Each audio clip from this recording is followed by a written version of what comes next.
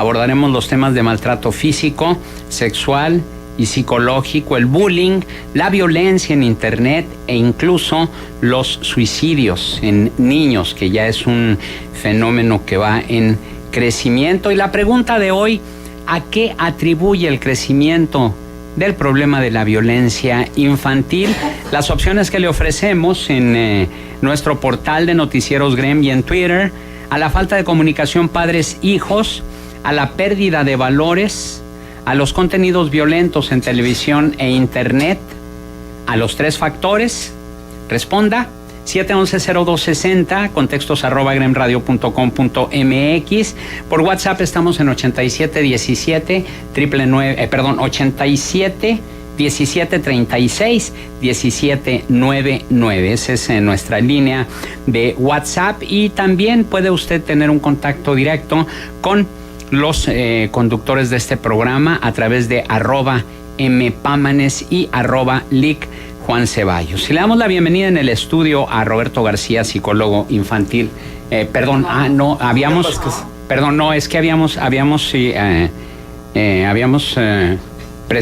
Habíamos invitado originalmente a Roberto García, pero fue el que me dejaron en la guía. Perdón. Sí, no te puedo. Buen día. Julián Vázquez. Julián Vázquez Favela es su procurador de la PRONIF en La Laguna, su procurador de la Procuraduría para los Niños, Niñas de la Familia en La Laguna. Julián, una disculpa, gracias por acompañarnos. Y estamos a la espera de Roberto García, psicólogo infantil. Tendremos también vía telefónica a Gabriela Ganx, ella es experta en tecnologías de la información. Con ellos vamos a hablar de este importante tema. Y bueno, ya tenemos el primer comentario que nos hace llegar en Edelia Ortiz, y ella nos dice: desgraciadamente el hecho de que las madres nos hayamos vuelto trabajadoras ha traído como consecuencia un descuido hacia los hijos, pero también los altos contenidos de violencia en la televisión e internet.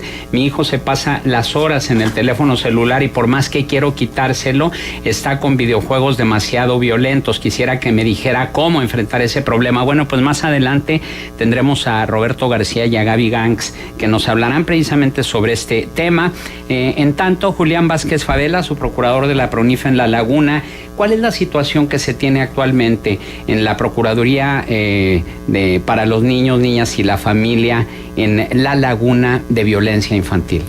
Bueno, pues al día de hoy nosotros tenemos registrado que de cada 10 reportes, cuando menos el 40% de estos implican algún tipo de violencia o maltrato en contra de niños, niñas y adolescentes. De ahí que nosotros evaluamos el tipo de violencia que se está registrando y tratamos de aplicar medidas especiales de protección en favor de niñas, niños y adolescentes. ¿Qué tipo de violencia es la más común? Pues generalmente la psicológica, en donde los reportes son registrados por parte de vecinos, donde dicen que todo el día les están gritando. Partiendo de ese reporte anónimo, pues nosotros hacemos investigaciones para poder determinar el tipo de violencia y la medida de protección aplicada. ¿Cómo es el proceso de investigación? Bueno, desde el momento en el que nosotros recibimos un reporte, le damos un seguimiento pormenorizado. De ahí que clasificamos el tipo de reporte en ordinarios o urgentes, en donde hay reportes de instituciones educativas, hay reportes de las instituciones como seguridad pública, hospitales municipales, y de ahí nosotros le damos una prioridad al reporte. Nos constituimos al domicilio, hacemos investigaciones de campo, visitas domiciliarias, para poder identificar en una primera impresión sobre los tratos, atenciones, la forma en cómo interactúan las familias ante la sociedad, si son problemáticos, si generalmente tienen algún tipo de adicción o vicios, y de ahí nosotros empezamos a evaluar para poder determinar, citar a la familia, posteriormente mandar una certificación médica, una entrevista psicológica, para poder nosotros tener un diagnóstico, ¿no? Para poder evidenciar si verdaderamente hay omisiones de cuidado, hay algún tipo de violencia, y de ahí evaluar finalmente el contexto en general para poder apercibir a los padres en el caso en el que el nivel de violencia pues pudiera ser bajo, o en el caso en el que el nivel de violencia es alto, pues nosotros aplicamos el retiro del seno familiar. Pero, Julián, las tragedias que hemos sido testigos en los últimos meses, que no es uno ni dos casos, ¿no? Hay ya una sumatoria de casos trágicos y otros que pudieran haberlo sido, y afortunadamente se llegó a tiempo. ¿Ya había antecedentes de que estas familias incurrían en maltrato hacia sus hijos? Solamente hubo un antecedente ante la sociedad organizada Musas, no sé si la Sí, cómo no. la conozcan. Sí, cómo no, que ahí protege a las mujeres maltratadas. Existió un antecedente, pero en el primero de los casos, había un antecedente única y exclusivamente en Musas y en Centro de Justicia, pero con el padre biológico y legal de los niños. Musas resguardó a la madre junto con los niños, y ahí ellos, dentro de su expediente, advirtieron que sí había violencia por parte del padre biológico y legal. Luego se da la separación. Dentro de las investigaciones que nosotros tenemos, se da la separación, y entonces sigue esta nueva pareja, el agresor, ¿no? El imputado respecto del primer caso. De ahí que en la institución nosotros no tuvimos ningún reporte previo al hecho. Pero entonces tiene que haber una denuncia de por medio para que ustedes puedan intervenir. Generalmente sí, porque nosotros hacemos investigaciones y vamos a los domicilios en donde tenemos los datos referenciados, ¿no? Nosotros podemos andar en las colonias, pero no identificamos plenamente dónde existe esta violencia. Por eso es que nosotros invitamos a toda la sociedad a que denuncie. Ya nosotros evaluaremos si verdaderamente la medida de protección aplica al retiro del seno familiar, considerando que es la última de nuestras medidas, o en su defecto apercibimos a los padres para que se sometan a un procedimiento. ¿Estas denuncias son anónimas? Pueden ser anónimas. Te digo porque yo he escuchado a gente que dice, no, pues es que yo no me quiero meter en problemas, ¿qué tal que no les haga nada? Y si van a saber que yo fui la que denuncié, y entonces se van a ir contra mí. Una gran parte de nuestros reportes son generalmente anónimos. Tenemos un dato estadístico donde de 10 reportes, generalmente 5 son anónimos. Entonces, nosotros lo único que requerimos para poder dar seguimiento a estos reportes es dirección y posibles nombres de los niños y de la mamá. ¿Y ustedes actúan también en contra de los agresores o lo turnan a la fiscalía? Nosotros exhortamos a la familia para que preferentemente presenten la denuncia en contra de estos agresores, pero ante la negativa de los representantes legales de los niños o de los cuidadores en su momento, pues nosotros la facultad que nos da la ley del sistema estatal es para el efecto de presentar las denuncias representando a los niños ante la negativa de los padres de presentar estas denuncias. Y sí lo hacemos. ¿Y cuántos casos, digamos, qué porcentaje de casos se dan en este sentido? Concientizamos generalmente a los padres, ¿no? A la madre o al padre, o bien a quienes tengan el cuidado de los niños, niñas y adolescentes, y de ahí, de 2 casos que identificamos como violencia extrema, como algo grave, a lo mejor no están plenamente conscientes de que pudo haber sido el agresor, y es donde nosotros lo hacemos por comparecencia o por escrito, ¿no? Entonces, yo creo que han sido pocos los casos donde los familiares finalmente se rehúsan a presentar la denuncia penal, y es donde nosotros actuamos. Y cuando ustedes presentan la denuncia a nombre de esos niños que fueron agredidos, ¿le dan seguimiento para ver en qué concluye y cuántos de esos casos concluyen en una sanción? Giramos oficios al Ministerio Público o en su defecto al delegado para el efecto de que nos informe el estado que guarda la carpeta de investigación. Evidentemente lo que nosotros pretendemos es que se integre la carpeta y pues haya un responsable y se castigue al responsable, ¿no?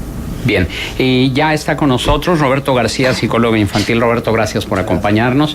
Y en la línea telefónica, Gabriela Gangs. Gaby, buenos días. Buenos días a todos. Gracias por la invitación.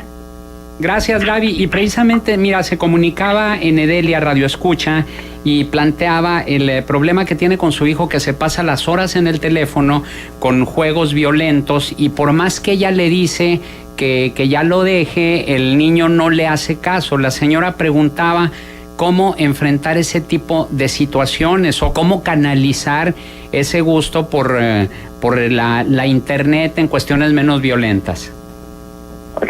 Sí, primero quisiera empezar con enfocar la responsabilidad para evitar este tipo de violencia, que es lo que estamos tratando de platicar en el programa. Bien.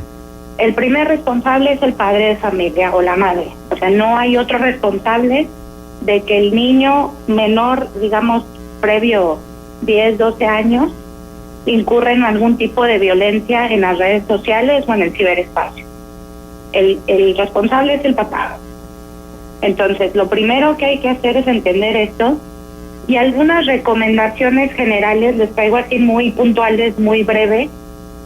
La primera sería que les recomendaría yo es, no podemos nada más estar tratando de combatir a la tecnología con más tecnología. Necesitamos confiar en que lo que les comentemos, lo que les digamos en la vida real, en la vida tierra, no en la vida ciberespacio, va a tener más impacto en ellos que cualquier otro tipo de control o cualquier otro tipo de castigo que queramos dar. Lo primero es la comunicación que tenemos con nuestros hijos.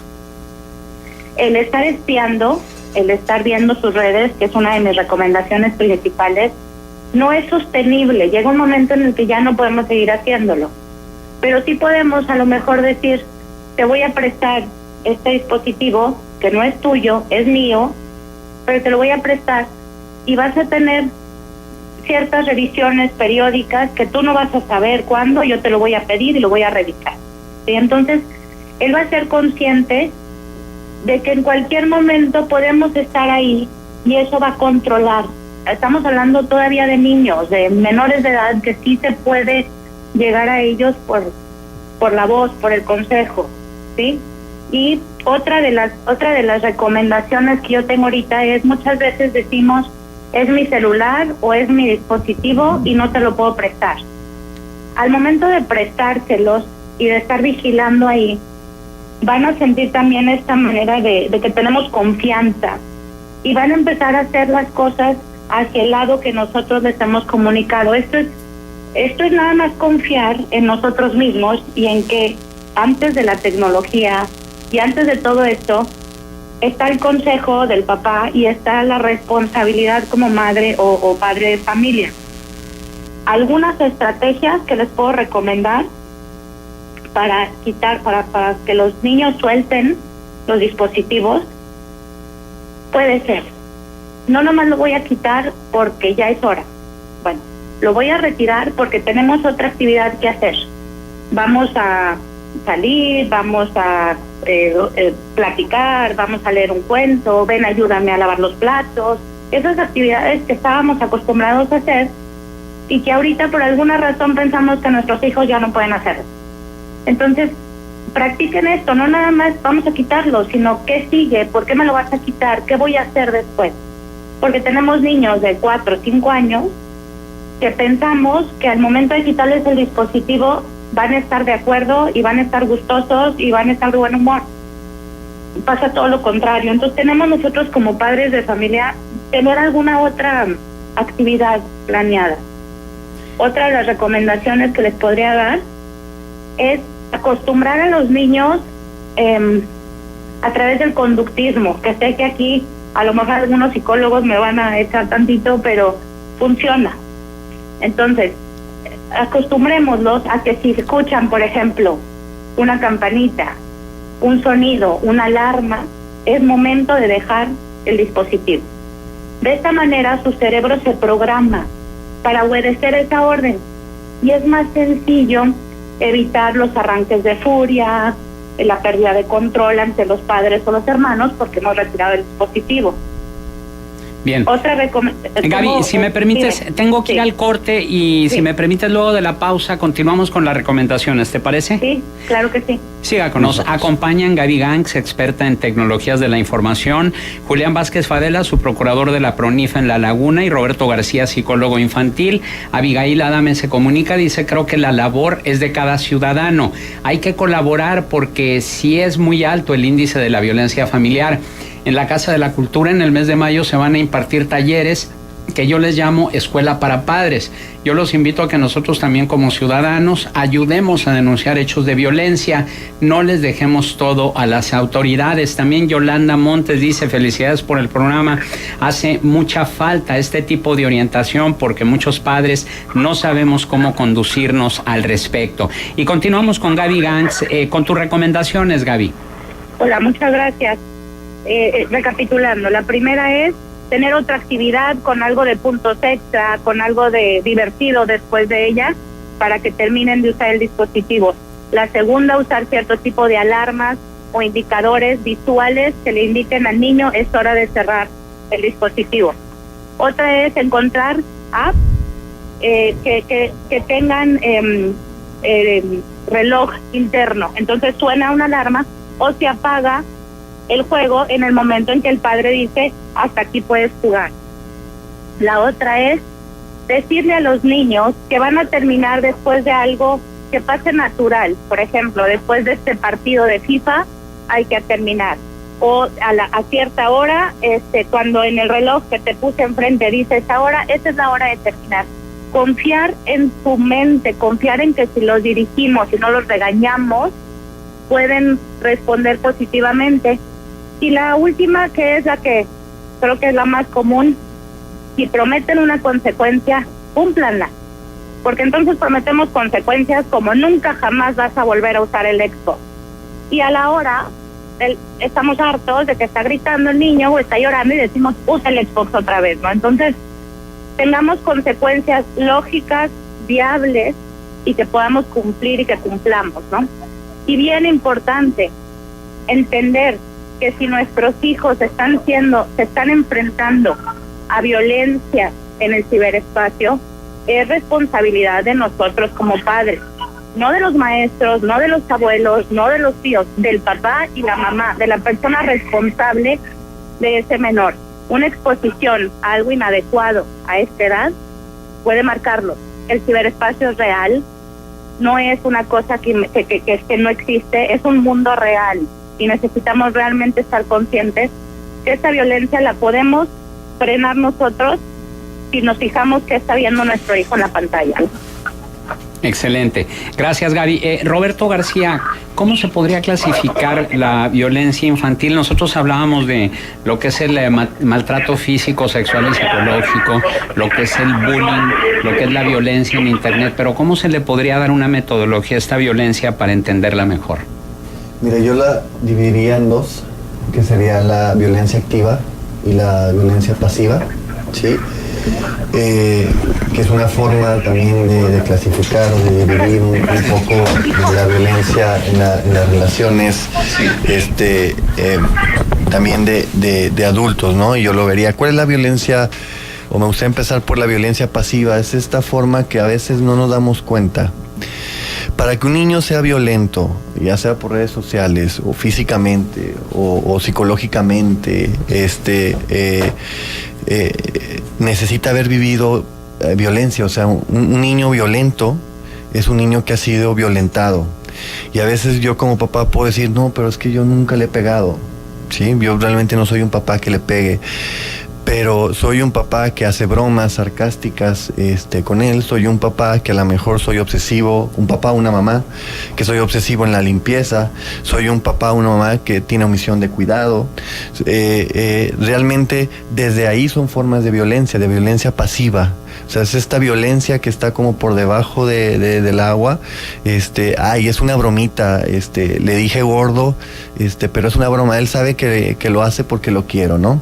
Entonces todos estos mensajes se graban en el inconsciente y el niño los empieza a hacer también con los demás. O sea, y entonces, le empezamos a perder o empezamos a desensibilizarnos con la empatía emocional hacia el otro. O sea, los niños ahora normalmente son violentos porque hemos perdido la capacidad de empatía emocional. Tanto los adultos como los niños nos hemos ensimismado. Entonces los niños no saben cómo sentir ellos o qué es lo que sienten y tampoco qué siente el otro. Claro, si no sé qué siento yo, no siente el otro. Entonces puedo subir una foto haciendo un meme, o me ha pasado chicos que vienen conmigo porque en las redes sociales está de moda esto donde alguien le responde a otro y entonces le responde de una manera en los que a todo le da risa y entonces le pone una gorrita y un cigarro y grabando a un chico que está en ese punto, y realmente los chicos no alcanzan a detectar, o sea, porque no son chicos, vamos a decirlo, malos o agresivos físicamente, ¿no? Pero no alcanzan a detectar que esto lastima. Entonces, esa es una manera de violencia pasiva. Y el otro, pues, es la activa, ¿no? Es esta violencia física, esta violencia que sí se ve en cuanto a la manera en que le hablo a mi hijo, en cuanto a la manera que intento educarlo a través de los golpes, ¿no? O a través del castigo, a través de implantar miedo, y entonces es un chico que va a ser violento así, ¿no? Que mi hijo se defienda, sepa defenderse, que sea el mejor. La competencia, por ejemplo, para mí tiene un punto de violencia pasiva, parece ser que no se ve, pero que mi hijo sea el mejor, que haga lo mejor, que sepa, que no se deje, ¿sí? Entonces, este tipo de formas de violencia creo que es lo que ha llevado, o lo que lleva en gran parte a que los niños también sean violentos. Y en la violencia, una violencia activa es la del bullying, que está tan de moda actualmente. En este sentido, ¿qué le dirías a los padres? Tanto al padre que es su hijo es buleado, como al padre cuyo hijo es buleador. Sí. Volvemos a lo mismo, licenciado, en cuanto al hijo que es buleador, ¿no? Vamos a empezar por ahí. Un hijo que es buleador ha sido violado, o sea, se ha lastimado. Entonces, lo primero es que el papá pueda ver en qué cosas yo he sido violento, o con él o con mi pareja. Porque un chico que es violento aprendió a ser violento. Entonces, pero como hombre nos cuesta mucho trabajo ese tipo de retroalimentación, porque además no es que también yo lo haya hecho de repente, es que yo también aprendí, me enseñaron mis papás, o sea, es algo que viene generacional. Entonces implica un nivel de trabajo personal donde al menos me lleve a mi propia autorretroalimentación, y no sabemos hacer eso. Entonces no es tan fácil para el papá de repente darnos cuenta y decir, mi hijo es violento porque de alguna manera yo también soy violento, ¿no? Oye, Roberto, déjame preguntarte algo. El abandono, el descuido, la indiferencia, ¿también es una forma de violencia? Claro, es violencia pasiva. Y esa violencia también se puede manifestar, aunque no haya golpes de por medio, pero hay un abandono total de la persona. Claro. ¿También luego se puede convertir en violencia? Conectando la pregunta del licenciado, normalmente un chico que tiene este tipo de violencia, vamos a decir, es un chico que va a aceptar que lo bulleen o que lo lastimen y no va a saber cómo poner límites. Porque la presencia del papá en el niño, y más de la figura paterna, es la presencia que le va a dar la fuerza para estar en el ambiente. O sea, la presencia que lo va a mandar al ambiente. Entonces va a ser el que va a estar ahí para no para resolverle, pero sí para decirle, aquí estoy. ¿Sí? Entonces esa fuerza la tiene. Si no hay una presencia del papá o de la mamá, entonces el niño no tiene esa fuerza y no aprende a poner límites al otro. ¿Sí? Y hay varias formas de poner límites, no todas es a través de la fuerza física, ¿no? Yo cuando he acompañado estos procesos, yo les digo a los chicos, porque una cosa, bueno, en algún momento, precisamente en redes sociales, vi un video que me encantó mucho, de alguien que habla del bullying como lucha de poder, y al final decía, ¿no? Yo estoy hablando de cuando la violencia es verbal, psicológica. Para mí eso es bullying. Sí, ya hay cuestión física, les decía a los chicos, no se dejen, o sea, tienen que buscar la forma de alejarse de ahí, de separarse, porque eso ya es acoso, porque eso ya es una violencia, ya es algo que va más allá, ¿no? Entonces creo que hay que hacer también esa diferenciación, ¿no? Y en el caso de los padres cuyo hijo es la víctima del bullying,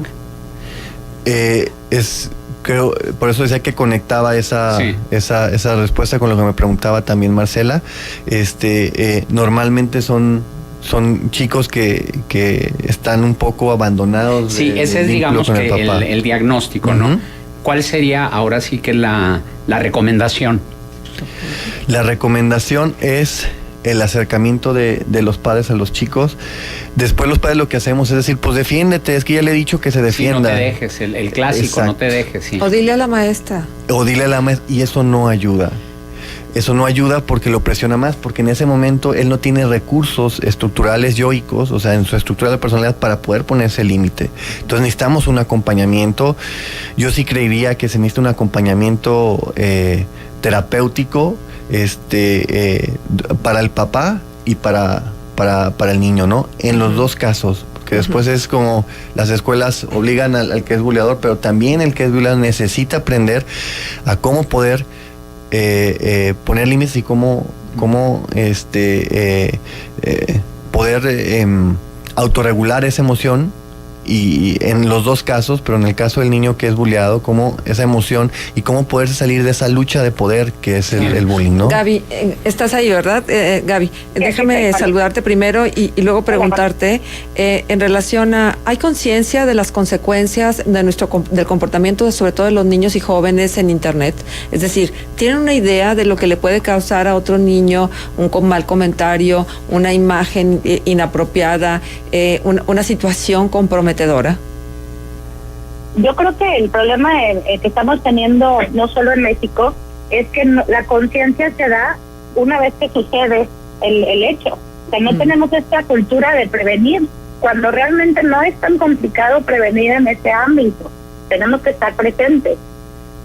La conciencia sí está surgiendo, digamos, pues ya hay una policía cibernética, ya hay hay lectura, hay concientización en los colegios, yo lo he visto cada vez más, pero llega un momento en que pensamos que nuestros hijos crecieron más rápido porque están enfrentándose a un mundo virtual y descuidamos realmente que el desarrollo va como siempre, o sea, no hay nada nuevo, digamos, en la educación, en este aspecto, sino que nos estamos como que haciendo un poquito, como que volteando para un lado, porque nos es más sencillo la crianza ahorita con un dispositivo que nos eche la mano para cuidarlo, ¿sí me explico?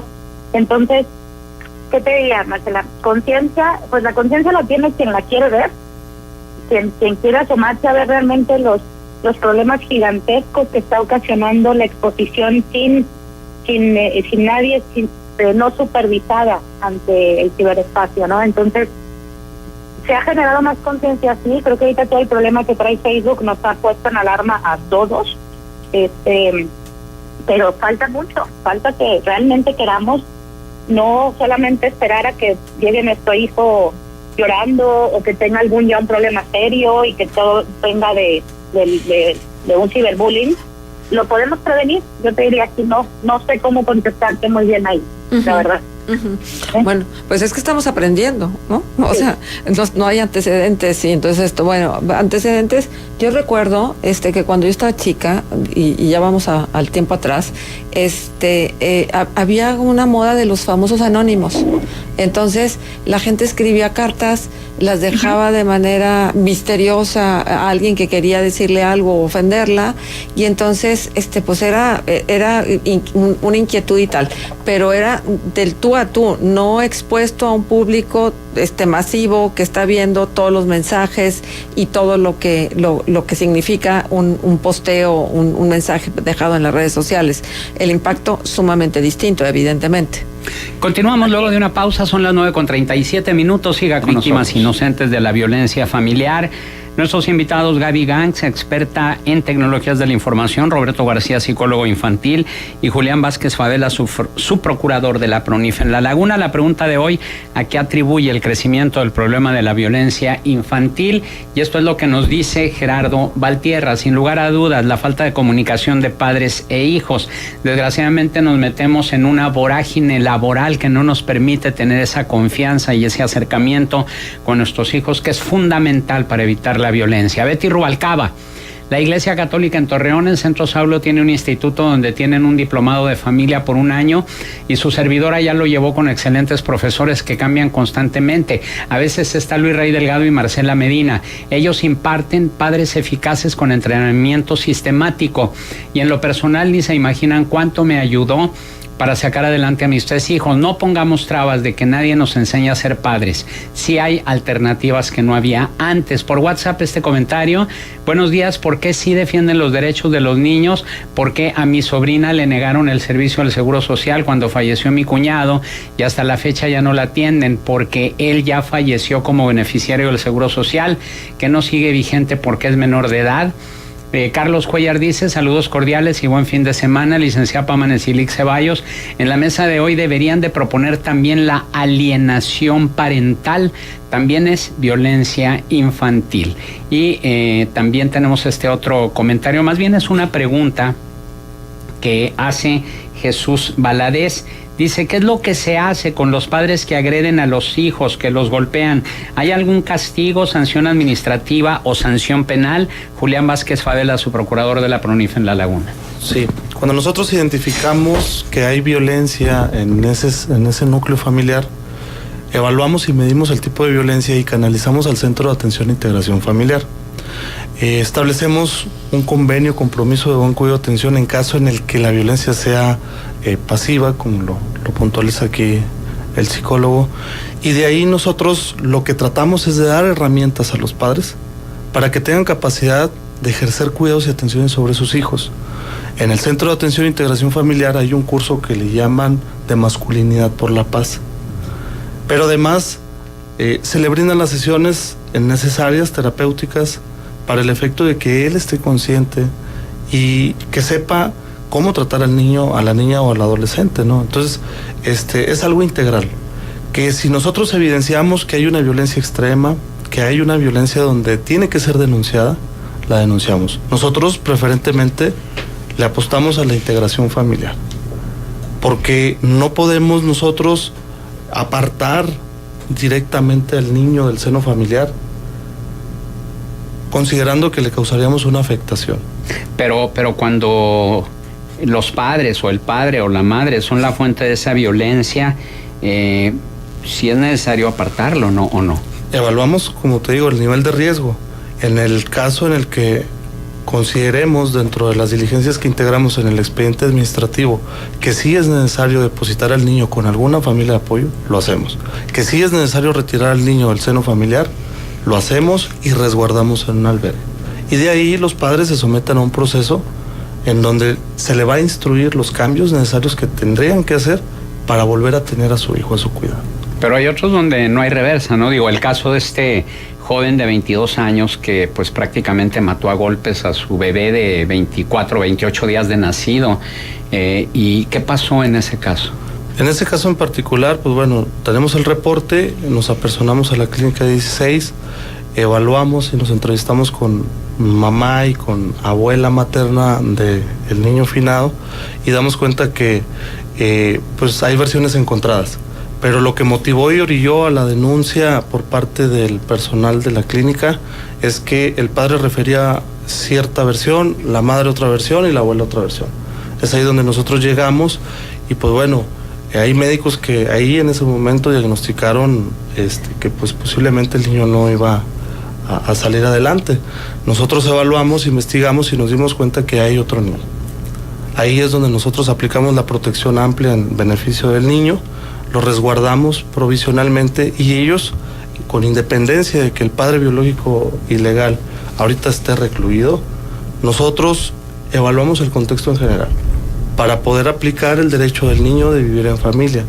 Entonces, es un procedimiento el que nosotros manejamos y evaluamos ese nivel de riesgo en el que el niño se encuentra dentro del núcleo primario. A ver, hay algo que a mí me preocupa mucho y es esto que se viene argumentando de lo que viene sucediendo en torno a la violencia de los niños, explicándola desde el terreno de que mamá y papá trabajan y que mamá y papá están descuidando a los hijos y los hijos son cuidados por los abuelos ya no tienen ni la fuerza y la energía para cuidarlos y entonces no hacen esta parte de formación y los dejan hacer lo que quieren a los niños. Y luego viene un sentimiento culpa muy grande, sobre todo de la mamá, porque el papá siempre ha estado fuera trabajando. No así la mamá, que se incorpora en estos últimos 30 años de una manera también más decidida a las huestes del trabajo. Entonces, ¿qué decirle a la mamá que se siente culpable porque nota conductas que no son las ideales para los hijos? Roberto o Julián. Yo diría, en pocas palabras, sí, acudir a las instituciones para brindar un apoyo, para pedir ayuda, para canalizar la atención psicológica al niño, para que se le brinde una atención psicológica y pedir apoyo, ¿no? Tenemos identificado que hay familias disfuncionales en donde única y exclusivamente está mamá, que tiene que trabajar, que hay varios niños. Entonces, pedir el apoyo. ¿Pero son disfuncionales por el hecho de que la mamá trabaje? No. No. Yo digo por el hecho de que hay separación de papá y mamá. ¿Pero es disfuncional que papá y mamá se separen? ¿O es más funcional que se separen a que estén juntos? Dependiendo del caso en particular. Por eso, ¿no? Pero no podemos hablar de disfuncionalidad si papá y mamá no están juntos. Al comportamiento de familia, ¿no? No, definitivamente la responsabilidad aquí, pues, se acrecenta para la madre, para los cuidados y atenciones de niños, niñas y adolescentes. Roberto, ¿qué piensas de esto? Mira, el término funcionalidad y disfuncional creo que no tiene que ver de alguna manera con la situación, ¿no? Tiene que ver en lo que tú decías, estoy de acuerdo, ¿no? Que la mamá o el papá trabajen o no estén juntos no es una sensación de disfuncionalidad o de funcionalidad, ¿no? Porque esto tiene que ver más bien con la dinámica familiar, si está siendo saludable o no está siendo saludable. Ahí es donde entra la disfuncionalidad y la funcionalidad, ¿no? Porque puede ser una familia que sean muéganos, que estén todos juntos, pero sea disfuncional, porque esa misma dinámica está lastimando las relaciones, y se puede continuar y puede durar años, ¿no? Y eso puede ser un fondo de lo que provoque que uno de los elementos de esa familia sea violento, ¿sí? Entonces, yo creo un poco, me gustaría regresar y abordar mi punto de vista sobre la pregunta que hizo el radioescucha y lo que contestó el licenciado. Yo creo que desde los recursos que tiene todas las instituciones que yo como asociación civil, la verdad es que sí he vivido un cambio y sí he visto el apoyo y cuando lo hemos necesitado, realmente se ha estado, pero sí detecto yo algo que de los recursos que también podrían tener en la realidad,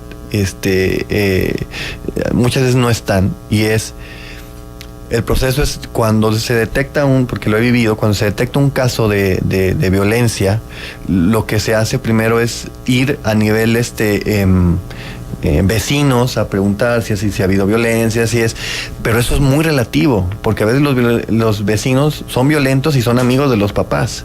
Entonces a veces sí están viviendo violencia y solo con esta manera de preguntar y de contener realmente no se detecta, y entonces se han dejado casos donde realmente puede haber violencia, y luego es muy complicado porque si ellos retiran, muchas veces tampoco tienen los suficientes lugares para poder tener a los niños, y desde mi experiencia los lugares donde pueden retener a los niños muchas veces no están preparados para contener a estos chicos. Y luego cuando hay un retiro parcial, un retiro, pues porque a lo mejor ya no puede vivir, realmente los chicos pueden estar en las casas hogares hasta los 12 años. Entonces, ¿qué pasa después con estos chicos que han vivido esa violencia, no? Entonces, creo que también es un trabajo como de ver, de analizar, sí detectamos, pero ¿qué hacemos con esto, no? Y realmente también poder, desde las instituciones gubernamentales, poder darle fuerza a estos lugares que necesitan capacitación, ¿no? Que necesitan realmente fortalecer a las personas, porque muchos de estos lugares están apoyados por gobierno, pero llevados por personas que lo hacen de corazón, y no tienen las herramientas teóricas o las herramientas profesionales para poder acompañar, y no tienen los recursos económicos para poderlas obtener, ¿no? Claro. Se comunica también por WhatsApp, dice: desgraciadamente los jóvenes no están preparados para ser papás, y aparte las jovencitas en muchas ocasiones, por no estar solas, entran en relación con jóvenes inestables e indeseables para cuidar a un niño. Ojalá y los papás de las jovencitas estuvieran más al pendiente y alertas por si el muchacho es violento. Silvia Moreno, también me gustaría que abordaran el tema de la violencia de los hijos a los ancianos, lo he visto mucho. También Julio Garza pregunta, bueno, es una pregunta para ti, Gaby.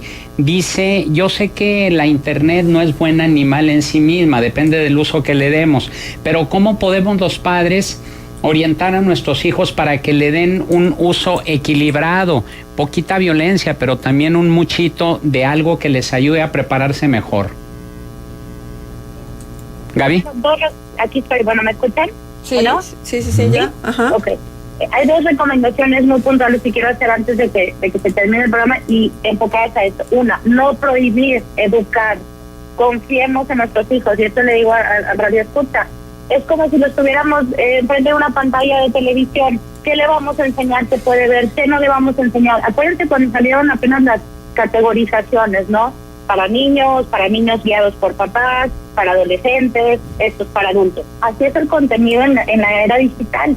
Necesitamos estar presentes para decir, mira, por aquí sí, por aquí no. Hay recomendaciones, por ejemplo, YouTube Kids.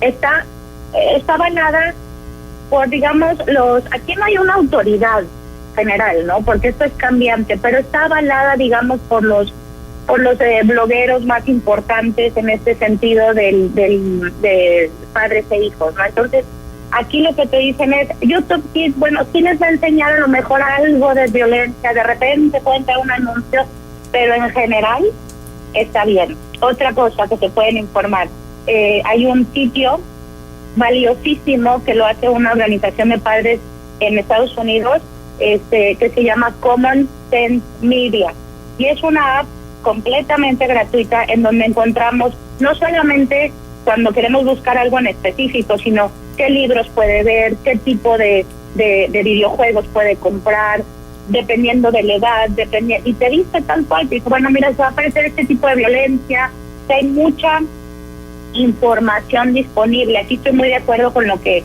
decía Roberto, me parece que es acercarse a quien sí está estudiando esto y no necesita ni una institución, está completamente libre en redes sociales. Ese es un doble riesgo, porque nuestros hijos pueden entrar a ver cómo quito los controles parentales, así de sencillo, ¿verdad? Entonces, claro, es estar presentes, tenemos que ser padres presentes a pesar de las horas larguísimas de trabajo que tenemos que cumplir, las demandas cada vez más fuertes que tienen los patrones con los empleados. Tenemos que estar conscientes de esto y también decir, si trabajo tanto que no puedo estar con mis hijos, excelente, ni siquiera estas horas, entonces a lo mejor no es lo mejor, ¿no? Entonces, ¿qué les puedo decir? No prohibir, educar, confiar en nuestros hijos y informarnos, leer, está todo ahí, ¿verdad? O sea, nada más estar bien presente. Muy bien. Gaby, muchísimas gracias por tu valiosa participación en esta mesa de análisis. Muchas gracias a ustedes por invitarme. Radio Escucha dice, yo les puedo decir a los invitados que desde que me separé de mi esposa, mi hijo mayor decidió vivir conmigo. Él tenía 13 años, yo me he dedicado al 100 a mi hijo, aún así el juez ejerció violencia en contra de mi hijo y lo obligó a ir con su mamá. La señora Madero, qué tema tan difícil, ojalá y se hiciera otro programa para este tipo de parejas tan jóvenes, antes de seguir viendo este tipo de tragedias. También Jesús Valadez se vuelve a comunicar, dice, felicidades por el programa, fue muy provechoso para mí y para mi esposa. Tenemos más llamadas, pero ya no tenemos tiempo. Muchas gracias, Roberto García, psicólogo infantil, Julián Vázquez Favela, su procurador de la PRONIF en La Laguna. Gracias por su participación en esta mesa. Muchas gracias a ustedes por la invitación. Gracias. Nos vamos. Ya estar con la familia, pero estar en serio. Tiempo de calidad. Y terminar nada más rápido diciendo, los padres y las madres hacen lo que pueden. Excelente. Bien, pues pase usted un espléndido fin de semana. Gracias. ¡Ánimo!